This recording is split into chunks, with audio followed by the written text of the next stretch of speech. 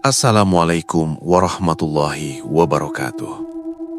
Pernahkah kalian merasa begitu putus asa sampai rasanya logika dan akal sehat itu hilang entah kemana? Malam itu, angin laut selatan bertiup tidak seperti biasanya. Dinginnya bukan sekedar menembus jaket kulit imitasi yang dipakai Bimo, tapi seperti merayap masuk ke tulang sumsum, membawa aroma amis yang aneh bercampur wangi melati yang menyengat. Bimo memarkirkan mobil kijang kapsul tua miliknya di sebuah lahan kosong yang gelap, jauh dari keramaian wisata pantai yang biasanya padat. Suara deburan ombak terdengar seperti raungan raksasa yang kelaparan. Dan disinilah kisah ini dimulai. Sebuah keputusan fatal yang akan mengubah hidup Bimo selamanya. Bimo bukan orang jahat, teman-teman. Dia hanya seorang ayah yang terhimpit hutang miliaran rupiah karena bisnis konveksinya ditipu rekan sendiri. Di jok samping mobilnya, ada sebuah bungkusan kain mori putih yang isinya membuat tangan Bimo gemetar setiap kali menyentuhnya. Itu bukan sekedar barang antik, itu adalah syarat. Syarat utama untuk mengetuk pintu gerbang kerajaan gaib yang konon menguasai seluruh lautan di selatan Jawa. Mata Bimo sembab. Sisa air mata yang ia tahan di depan istri dan anaknya tadi sore masih terasa perih. Bayangkan teman-teman, betapa hancurnya hati seorang ayah ketika melihat anaknya yang baru berumur 5 tahun, Rara, merengek minta dibelikan susu, tapi di dompet hanya tersisa uang recehan. Tekanan itulah yang membawa Bimo nekat menemui Pak Darto, seorang juru kunci tidak resmi yang tinggal di gubuk reot di pinggiran tebing karang. Orang-orang bilang, Pak Darto punya jalur khusus, jalur pintas yang tidak main-main resikonya. Bimo melangkah keluar dari mobil. Kakinya terasa berat seolah pasir pantai menahannya untuk tidak pergi lebih jauh. Suara jangkrik dan binatang malam seolah mati, digantikan oleh suara angin yang menderu kencang di telinganya, seakan berbisik menyuruhnya pulang. Tapi bayangan penagih hutang yang menggedor pagar rumahnya setiap pagi membuat Bimo menepis rasa takut itu. Dia berjalan tertatih menyusuri jalan setapak yang ditumbuhi pandan laut berduri menuju sebuah gua kecil yang mulutnya menganga gelap di bibir pantai. Di dalam benak Bimo, dia terus meyakinkan dirinya sendiri bahwa ini demi keluarga, bahwa dia hanya akan meminta sedikit bantuan modal, lalu dia akan bekerja keras dan melupakan semua hal mistis ini. Betapa naifnya Bimo saat itu. Dia tidak tahu bahwa di dunia hitam tidak ada makan siang gratis, tidak ada transaksi yang bisa dibatalkan begitu saja. Saat dia sampai di depan gubuk Pak Darto yang hanya diterangi lampu teplok suram, aroma kemenyan membakar hidungnya. Pintu gubuk itu terbuka perlahan mengeluarkan bunyi cerit kayu tua yang menyayat hati. Di sana, duduk bersila seorang tua dengan sorot mata yang tajam, seolah sudah tahu kedatangan Bimo bahkan sebelum mobil tuanya berhenti. Pak Darto tidak tersenyum. Dia hanya menunjuk bungkusan kain mori yang dipeluk erat oleh Bimo. Tidak ada basa-basi, tidak ada sapaan hangat selayaknya tamu. Di tempat ini, yang berlaku hanya hukum pertukaran. Bimo menelan ludah, tenggorokannya kering kerontang. Dia tahu, begitu dia melangkah masuk dan menyerahkan bungkusan itu, dia sudah menandatangani kontrak gaib yang tidak bisa dibatalkan dengan materai manapun di dunia ini. Dan malam itu, ombak selatan seolah bersorak, menanti tamu baru yang membawa harapan, sekaligus keputusasaan yang begitu pekat. Kalian harus tahu, apa yang ada di dalam bungkusan itu bukanlah benda sembarangan.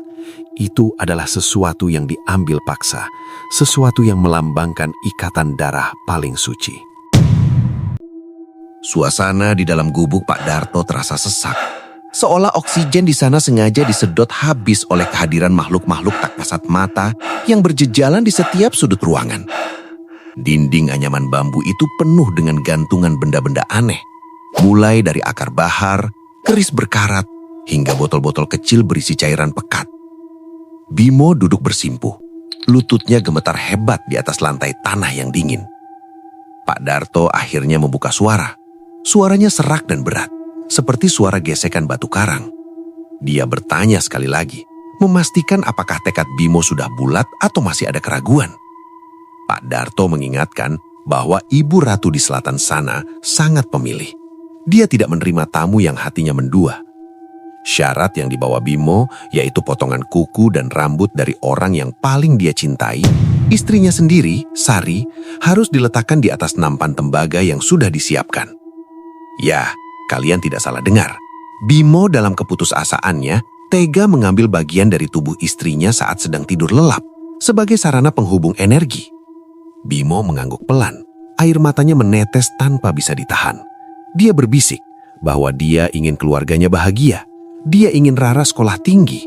Dia ingin membelikan Sari rumah yang layak, bukan kontrakan petak yang atapnya bocor. Pak Darto tersenyum miring, senyum yang sama sekali tidak menenangkan.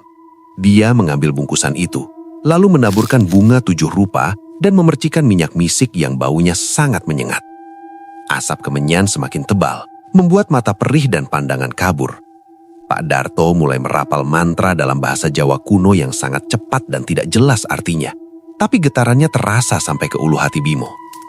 Tiba-tiba, api pada lampu teplok di tengah ruangan itu membesar dan berubah warna menjadi kehijauan. Angin kencang menerobos masuk celah-celah dinding bambu, membuat seluruh gubuk berguncang hebat, seakan ada gempa bumi lokal. Di tengah kekacauan itu, Bimo mendengar suara. Bukan suara Pak Darto, melainkan suara gamelan yang sangat halus dan jauh, namun terdengar jelas di telinganya. Suara itu indah tapi menyedihkan. Sebuah alunan gending yang memanggil-manggil jiwa yang rapuh. Pak Darto tiba-tiba menepuk bahu Bimo keras sekali, menyadarkannya dari trans. Dia menyerahkan sebuah bungkusan kecil berisi pasir pantai dan secari kertas bertuliskan aksara Jawa. Instruksinya sangat spesifik dan mengerikan. Bimo harus pergi ke bibir pantai tepat jam 12 malam ini juga. Dia harus melarung bungkusan itu sambil berjalan mundur masuk ke air sampai setinggi dada. Dan dilarang keras untuk menoleh ke belakang, apapun yang terjadi, apapun suara yang dia dengar. Pak Darto memperingatkan dengan wajah serius, jika Bimo menoleh, maka dia tidak akan pernah bisa kembali ke daratan. Jiwanya akan diambil untuk menjadi salah satu abdi dalam di keraton Gogib selamanya. Bimo menerima instruksi itu dengan tangan dingin. Dia merasa seperti prajurit yang dikirim ke medan perang tanpa senjata. Bayangan wajah Sari yang lembut dan tawa Rara berputar-putar di kepalanya. Apakah ini sepadan? Tapi rasa malu karena dikejar-kejar penagih hutang, rasa sakit hati dihina tetangga karena dianggap gagal, menutup logikanya. Dia pamit mundur dari gubuk Pak Darto, berjalan kembali ke arah pantai yang kini terlihat jauh lebih gelap dan menakutkan dari sebelumnya. Ombak di depan sana bukan lagi air, tapi terlihat seperti tangan-tangan hitam yang siap menarik kakinya. Bimo menarik napas panjang, mencoba menguatkan hati. Dia tidak tahu bahwa malam ini dia akan melihat sesuatu yang seharusnya tidak boleh dilihat oleh mata manusia biasa. Sesuatu yang agung, namun mematikan. Langkah kaki Bimo terasa berat saat pasir basah menyentuh kulit telanjang kakinya. Mobilnya sudah ia tinggalkan jauh di belakang. Kini hanya ada dia, langit malam tanpa bintang, dan lautan luas yang hitam pekat. Jam di tangan Bimo menunjukkan pukul 11.58 malam. Waktunya sudah dekat. Sesuai instruksi Pak Darto, Bimo mulai berjalan mendekati bibir pantai. Dinginnya air laut malam itu menusuk pori-pori. Rasanya seperti ribuan jarum es menusuk kulitnya. Dia mulai memunggungi lautan dan berjalan mundur perlahan-lahan masuk ke dalam air. Setiap langkah mundur adalah perjuangan melawan insting bertahan hidupnya. Air mulai naik ke mata kaki, lalu betis hingga lutut. Bimo memejamkan mata. Mulutnya komat kamit membaca doa sebisa-bisanya, bercampur dengan mantra pendek yang diajarkan Pak Darto tadi. Suara ombak yang menghantam tubuhnya terdengar sangat keras. Kadang seperti suara ledakan, kadang seperti suara orang menangis. Ketika air sudah mencapai pinggang, hal aneh mulai terjadi. Suara deburan ombak tiba-tiba senyap. Hening, benar-benar sunyi, seolah seseorang menekan tombol mute pada dunia ini. Yang terdengar hanyalah detak jantung Bimo sendiri yang memburu. Di tengah keheningan itu, muncul aroma wangi yang sangat kuat. Bukan wangi melati biasa, ini wangi bunga kantil bercampur dengan aroma laut yang segar dan agung. Dari arah belakang punggungnya, Bimo merasakan hawa panas yang luar biasa, seolah ada matahari yang terbit di tengah malam tepat di belakangnya. Dia ingat pesan Pak Darto, jangan menoleh. Tubuhnya gemetar hebat. Keringat dingin bercucuran di wajahnya, Meskipun dia berendam di air laut yang dingin, tiba-tiba dia mendengar suara kereta kuda, gemerincing lonceng kecil dan derap kaki kuda yang berlari di atas air. Suara itu semakin dekat, hingga Bimo bisa merasakan hembusan nafas kuda itu di tengkuknya. Bimo. Sebuah suara wanita yang sangat lembut, berwibawa, namun mengandung kekuatan yang mengintimidasi, memanggil namanya.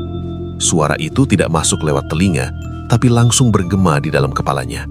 Bimo ingin menjerit, tapi suaranya tercekak. Dia merasakan ada benda dingin dan berat diletakkan di telapak tangannya yang masih menggenggam bungkusan dari Pak Darto. Kuterima pengabdianmu.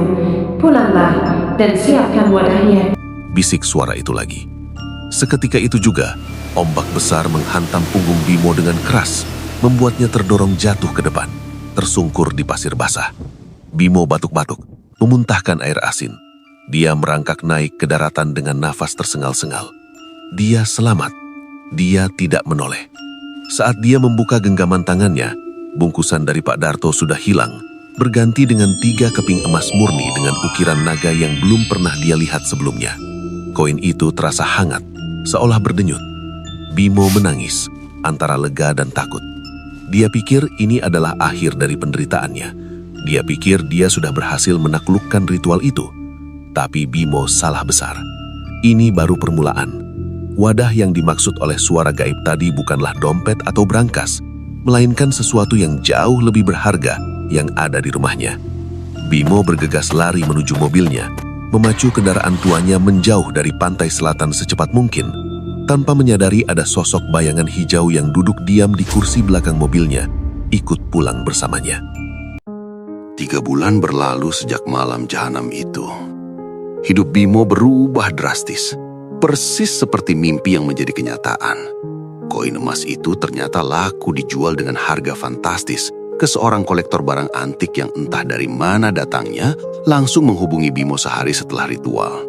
Hutang-hutang lunas, bisnis konveksinya bangkit bahkan membesar 10 kali lipat. Bimo sudah mengganti kijang bututnya dengan sebuah Pajero Sport terbaru yang mengkilap. Rumah kontrakan sempit sudah ditinggalkan. Kini mereka tinggal di sebuah rumah mewah 2 lantai di kawasan elit. Sari, istrinya, tampak bahagia namun sering bingung dengan perubahan nasib yang begitu cepat. Setiap kali Sari bertanya, Bimo hanya menjawab, "Rezeki anak soleh, Bu." Tapi kebahagiaan itu ternyata memiliki lapisan tipis yang rapuh. Di balik kemewahan itu, rumah baru mereka terasa suram. Lampu kristal yang mahal sekalipun tidak mampu mengusir bayang-bayang gelap yang sering terlihat di sudut ruangan. Masalah mulai muncul dari Rara, putri kecil mereka satu-satunya. Rara yang dulunya ceria, sekarang menjadi pendiam dan sering melamun. Dia sering terlihat bicara sendiri di pojok kamarnya, seolah sedang bermain dengan teman imajiner. Awalnya Bimo dan Sari mengira itu hal biasa bagi anak kecil.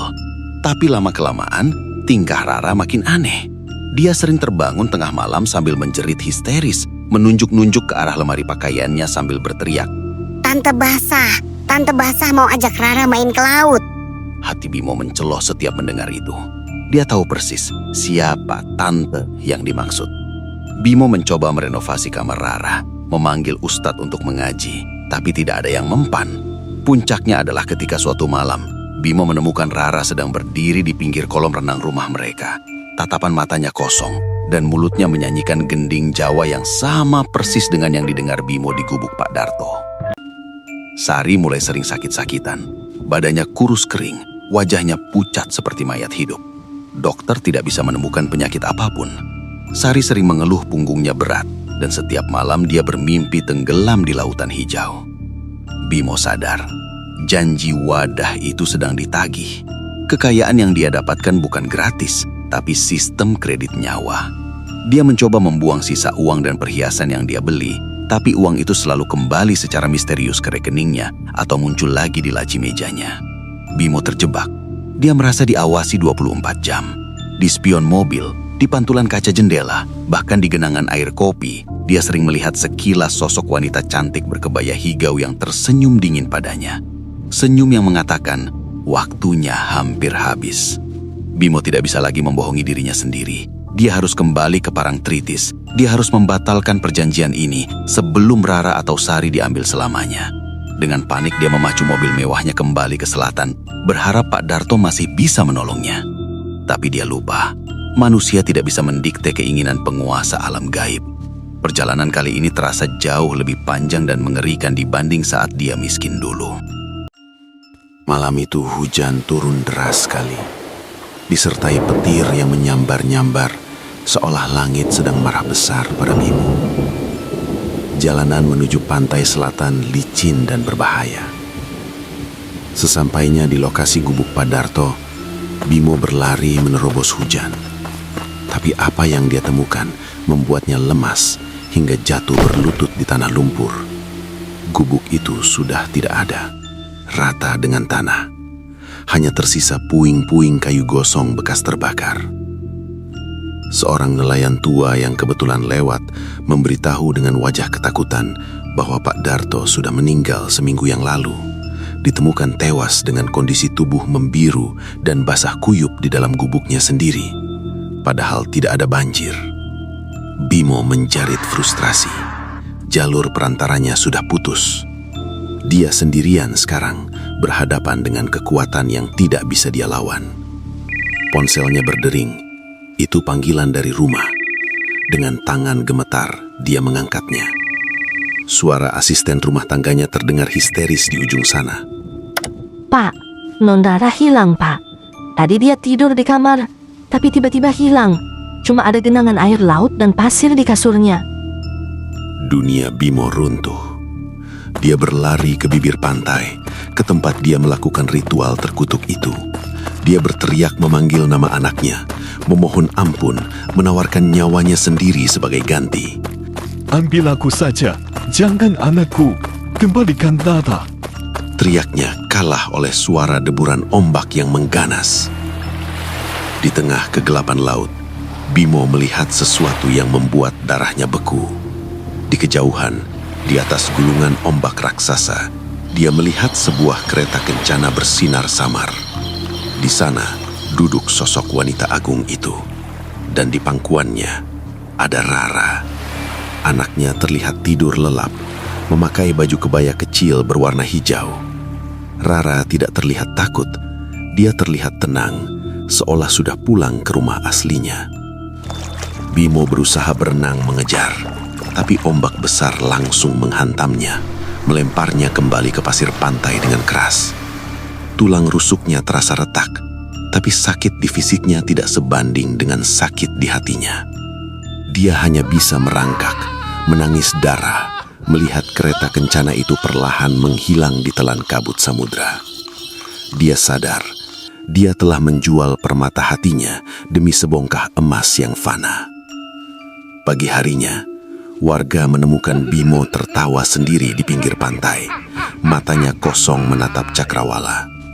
Mobil mewahnya masih menyala di parkiran, tapi jiwanya sudah mati. Bimo akhirnya dirawat di rumah sakit jiwa. Kabarnya, setiap malam Jumat Kliwon, dia akan duduk di pojok kamarnya, menata bantal seolah sedang menimang anak, sambil menyanyikan gending Jawa lirih. Lelo lelo ledung, anakku sayang. Sementara di rumah mewahnya yang kini kosong, warga sekitar sering melihat sosok anak kecil berbaju hijau melambai-lambai dari jendela lantai 2, menunggu ayahnya yang tidak akan pernah pulang. Ingatlah teman-teman, jangan pernah tergiur jalan pintas, karena apa yang diberikan oleh kegelapan akan diambil kembali dengan harga yang jauh lebih mahal. Kehilangan orang tercinta adalah neraka yang sesungguhnya di dunia ini.